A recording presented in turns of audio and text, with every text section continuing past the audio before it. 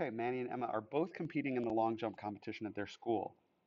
Manny can jump 4/5 of the distance that Emma can jump. Manny can jump 40 inches. How far can Emma jump?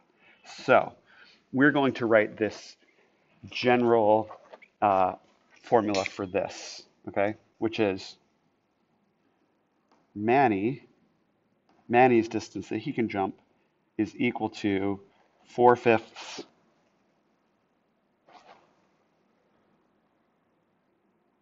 of Emma's jump distance, right? Now we can replace Manny's jump distance with 40. So we say 40 equals 4/5 of Emma's distance. And now we need to undo this fractional coefficient. Okay, we need to undo times 4/5. And this is the special thing that you've got to remember. You could say, well, we must, if it multiplies by 4/5, we can divide by 4/5. Yes, you can divide by 4/5, but how do you do that? Do you know how to do that? What you want to do is you want to multiply by the reciprocal. So you're going to say 5/4 times everything that's already there equals 5/4 times everything that's already there. Okay.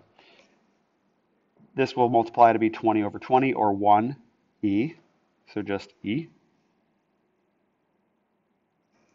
And this right here, this 40 and this 4 get divided both by 4.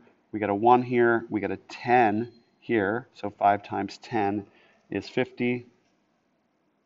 And so the answer is Emma can jump